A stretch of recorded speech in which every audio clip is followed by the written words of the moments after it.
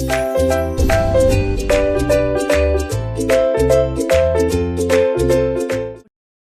Guys, मैं अजीत झा आपके अपने चैनल लर्निंग आवर से आप लोगों का एक बार फिर बहुत बहुत स्वागत करता हूँ अपनी अगली वीडियो में। जैसा कि आप स्क्रीन पे देख सकते हैं कि आज की जो हमारी वीडियो है वो मैट्रिसेस जो टॉपिक चल रहा था, जिसकी लास्ट वीडियो मैंने प्रोवाइड करी थी, उसका पार्ट 2 है। थोड़ा सा लास्ट वीडियो के बारे में मैं आपको बता दूँ, होपफुली आपने जरूर उसे देखा होगा। अगर आपने उसे नहीं देखा तो पहले आप उसे देखें, देन आज का टॉपिक आप कंटिन्यू करेंगे तो बेटर आपको समझ आएगा। तो लास्ट वीडियो में मैंने आपको introduction of matrices, then types of matrices and equality of matrices के बारे में बताया था। देन उसी के ऊपर कुछ पहले एक दो क्वेश्चन आज करेंगे, देन उसके आगे कंटिन्यू हम करेंगे आज के टॉपिक्स के बारे में, जिसमें हम ऑपरेशन ऑन मैट्रिस, जिसमें एडिशन, सब्सट्रैक्शन और मल्टीप्लीकेशन आएगा, उसके बारे में हम लोग पढ़ेंगे। तो उसको करने से पहले जस्ट मैं आपको एक एग्जांपल करवा दूं, जो कि लास्ट क्लास में हमने क्वेश्चन करा था, उसके ऊपर बेस्ड है। देखिए, सपोज एक क्वेश्चन है हमारे पास जिसमें हमें एक मैट्रिक्स कंस्ट्रक्ट करना है जिसका जनरल टर्म हमें दे रखा है। सपोज एक मैट्रिक्स है जिसका ऑर्डर 2 × 2 मतलब 2 × 2 मैट्रिक्स का ऑर्डर कंस्ट्रक्ट करने के लिए बोल रहा है, जिसका जनरल टर्म सपोज वो हमें कुछ इस टाइप से दे देता है। ये हमें दे रखा है ए,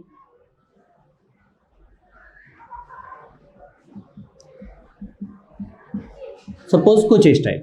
देन आपको अपनी एनसीईआरटी में फर्स्ट एक्सरसाइज 3.1 के अंदर इस टाइप के क्वेश्चन मिल जाएंगे। तो किस तरीके से इस टाइप के क्वेश्चन करते हैं हम उसको यहाँ पे डिस्कस करेंगे। देखिए सिंपल, अगर कभी भी आपको मैट्रिसेस क्रिएट करना हो तो उसके लिए आपको जनरल टर्म देगा, ये यहाँ पे जनरल टर्म है, एंड इसके साथ में वो मैट्रिसेस का ऑर्डर जरूर देगा जिस ऑर्डर का मैट्रिक्स हमें क्रिएट करना है। 2 × 2 मैट्रिक्स का एक ऑर्डर हमें क्रिएट करना है। यहाँ पे आई का सिंबल जो है वो रो को बताता है एंड जे का सिंबल जो है वो कॉलम को बताता है।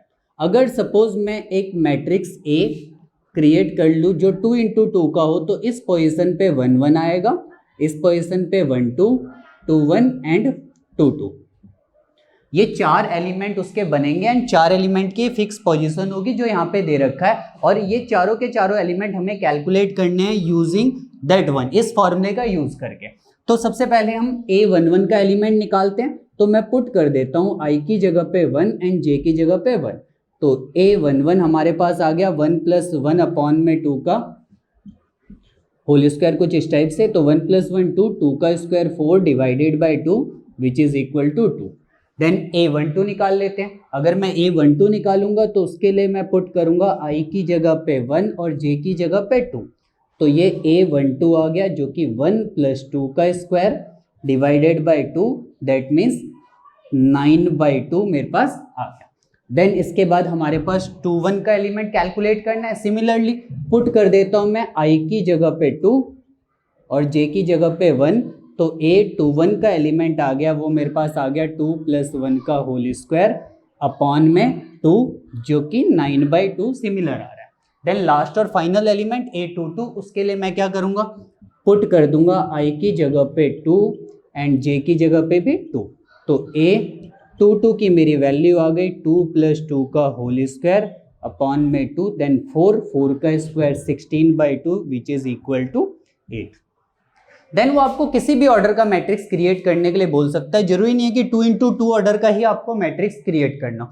जिस ऑर्डर का भी आपको मैट्रिक्स क्रिएट करना होगा, आपको पता होगा उसके अंदर कितने एलिमेंट बनेंगे एंड एवरी एलिमेंट की पोजीशन के हिसाब से आप उसकी वैल्यू निकालेंगे। और यहाँ पे ये बोल रहा है, ये इसे हम बोलते हैं जनरल टर्म। ठीक, मैट्रिसेस क्रिएट करने का एक जनरल टर्म जिसमें हम वैल्यू सब्स्टिट्यूट करेंगे IJ की, और वो पर्टिकुलर पोजीशन पे जो भी एलिमेंट आएगा वो कैलकुलेट करके हमें बता देगा। तो ये मैंने सारे एलिमेंट निकाल दिए। देन फाइनली मैं यहाँ पे सब्स्टिट्यूट कर दूं तो आप देख सकते हैं, मैं यहाँ पे अगर आंसर लिखूं तो A की जो वैल्यू आ जाएगी वो कुछ इस टाइप से आ जाएगी 2 9/2 9/2 एंड 8।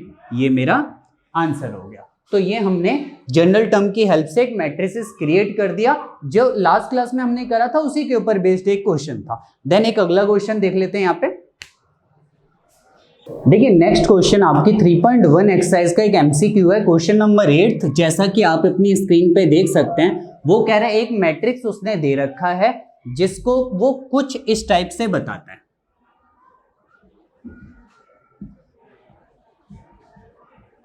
देन इसके बाद इसने पूछा कि अब ये बताइए कि अगर ये मैट्रिक्स एक स्क्वायर मैट्रिक्स है तो नीचे जो 4 ऑप्शन आपको दिखाई दे रहे हैं उसके हिसाब से कौन सा क्राइटेरिया को ये फुलफिल करेगा। तो फर्स्ट थिंग ऑब्वियसली जैसा मैंने आपको बताया कि अगर आपने लास्ट वीडियो देखा है तो आपको पता होगा कि स्क्वायर मैट्रिक्स होता क्या है, और मैं आपको एज अ टीचर जरूर सजेस्ट करूंगा कि आप कंटिन्यूअस फ्लो में चलिए, तो पिछली वीडियो देखिए देन उसके बाद आगे कंटिन्यू करिए। तो देखिए स्क्वायर मैट्रिक्स जो होता है वो एक ऐसा मैट्रिक्स होता है जिसके अंदर number of row and number of column equal होते हैं। यहां पे अगर हम बात करें तो ये जनरल टर्म, देन ये जो है ऑर्डर बता रहा है। ऑर्डर के अंदर जो पहला नंबर होता है वो रो को बताता है और दूसरा जो नंबर होता है वो कॉलम को बताता है। अगर आपको इससे एक स्क्वायर मैट्रिक्स बनाना है तो रो और कॉलम जो होंगे वो आपस में क्या होने चाहिए, इक्वल होने चाहिए। इसका मतलब क्राइटेरिया कौन सा फुलफिल होगा, m is equal to n वाला जो ऑप्शन है वो करेक्ट हो जाएगा। तो एक ये क्वेश्चन था जो मुझे लगता है कि इंपॉर्टेंट है, आपको पता होना चाहिए। देन इसके बाद अगला क्वेश्चन देख लेते हैं। देन इसके बाद अगला क्वेश्चन नंबर 10 है, जिसको आप अपनी स्क्रीन पे देख सकते हैं। क्वेश्चन के अंदर मेंशन है, ये कह रहा है कि एक 3x3 ऑर्डर का कितने मैट्रिसेस आप क्रिएट कर सकते हैं जबकि उसके अंदर एंट्री सिर्फ 0 और 1 की हो। ध्यान से सुनिएगा, ये कह रहा है कि एक 3x3 ऑर्डर का मुझे मैट्रिसेस क्रिएट करना है और ऐसे कितने मैट्रिसेस मैं क्रिएट कर पाऊंगा जबकि उसके अंदर एंट्री सिर्फ 0 और 1 की हो। तो देखिए सिंपल है, यहाँ पे ये क्या एक्चुअल में परमुटेशन एंड कॉम्बिनेशन आपने क्लास 11th के अंदर एक चैप्टर करा होगा, थोड़ा सा उसका कंसेप्ट यूज होता है, बट नो डाउट मैं पूरी कोशिश करूंगा कि आपको डिटेल में उस चैप्टर में अभी ना जाना पड़े। तो यहाँ पे हम देखते हैं कि अगर 3x3 ऑर्डर का मैट्रिक्स होगा तो टोटल नंबर ऑफ एलिमेंट जो इसके बनेंगे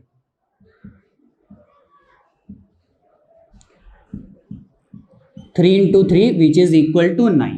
और आपको अगर ये निकालना हो कि कितनी मैट्रिसेस क्रिएट होगा तो total number of matrices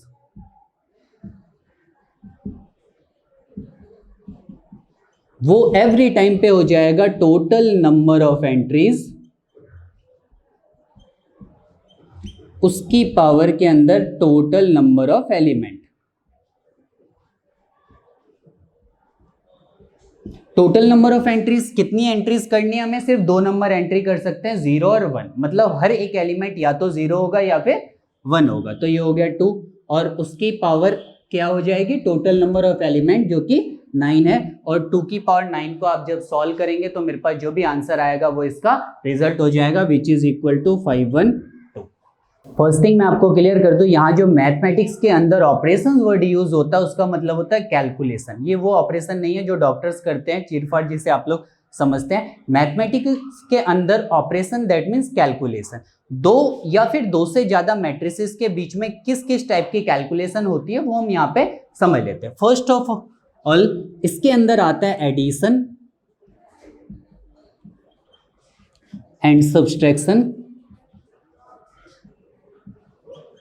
and then हम इसके बारे में यहाँ पे पढ़ लेते हैं। जब मैं एडिशन और सब्सट्रैक्शन की बात करता हूँ तो सबसे इंपॉर्टेंट यहाँ पे आपको ध्यान रखना है कि एडिशन और सब्सट्रैक्शन के लिए एक कंडीशन एवरी टाइम पे फुलफिल होना चाहिए। वो कंडीशन ये है, 2 मैट्रिसेस या 2 से ज्यादा मैट्रिसेस ऐड और सब्सट्रैक्ट तभी होंगे जब उनका ऑर्डर सेम होगा। Means order must be same.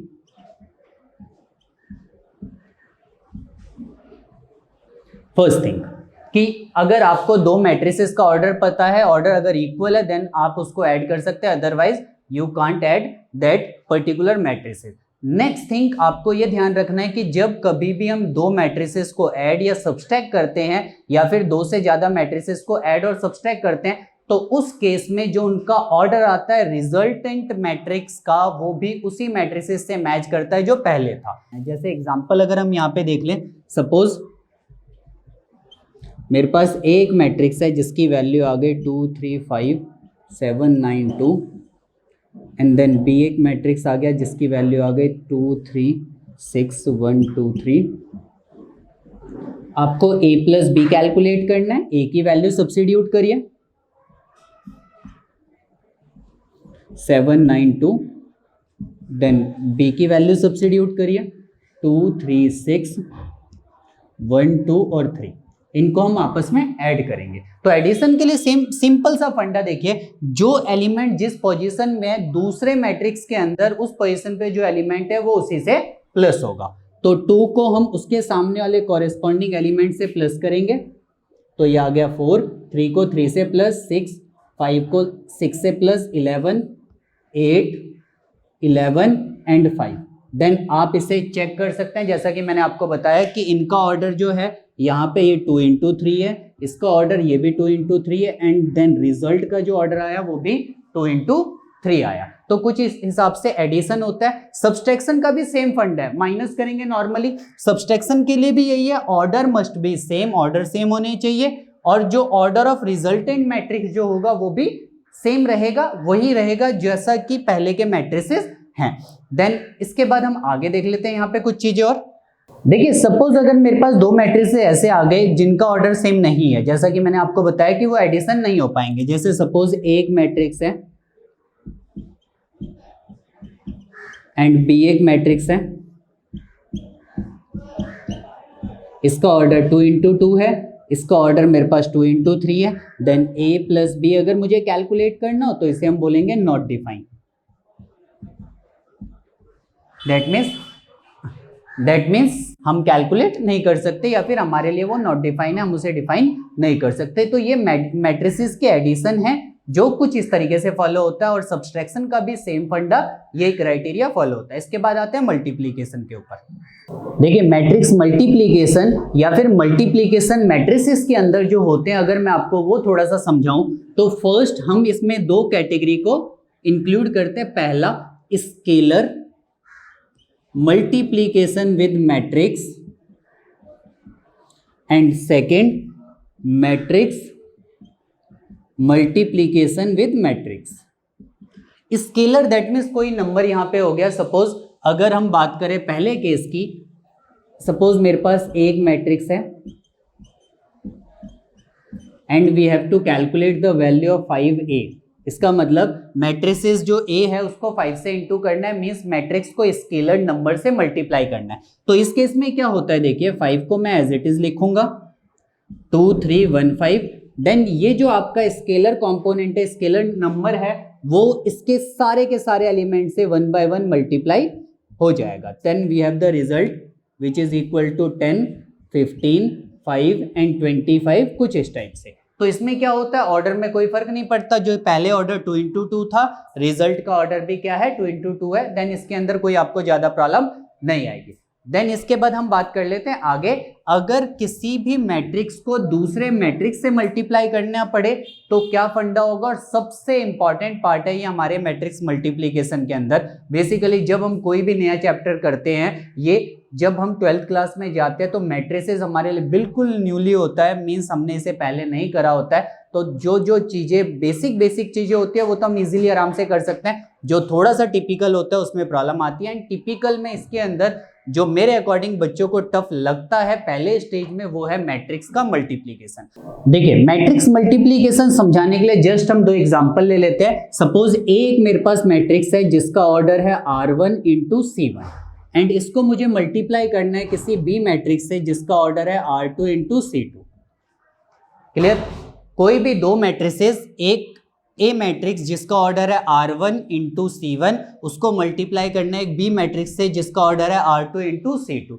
2 matrices आपस में मल्टीप्लाई तभी होंगे, ध्यान रखना है, जो कि पहले मैट्रिक्स लिखा हो उसके अंदर जितने कॉलम हो, सेकंड मैट्रिक्स के अंदर उतने ही रो होने चाहिए। मींस मैट्रिक्स मल्टीप्लीकेशन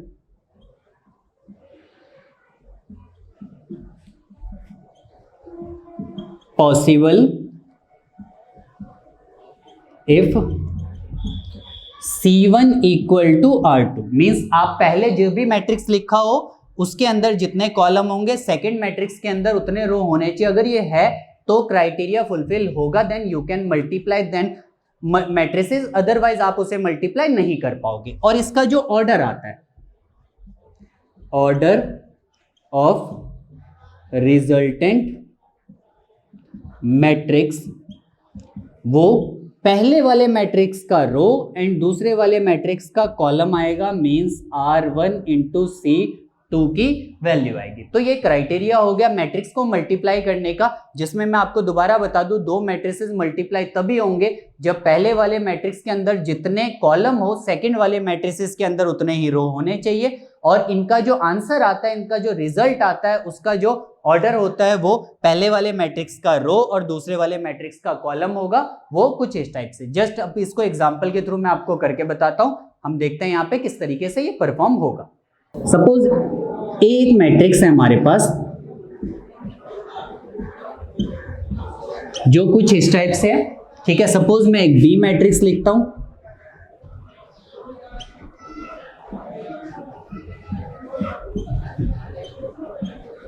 कुछ इस टाइप से आप देख सकते हैं। अगर इसके ऑर्डर की बात करें तो 2 into 2 एंड देन इसके ऑर्डर की बात करें तो 2 into 3, कुछ इस टाइप से। तो अगर मुझे a into b कैलकुलेट करना है, फर्स्टली मैं चेक करूंगा पहले वाले मैट्रिक्स के अंदर कॉलम कितने हैं 2, दूसरे वाले मैट्रिक्स के अंदर रो कितने हैं 2, तो मैच कर रहा है, that means matrix multiplication is possible, matrix multiplication possible है यहाँ पे। क्लियर। अब यहाँ पे मैं इनके नंबर्स को लिख देता हूं, मैट्रिक्स को यहाँ पे लिख देता हूं।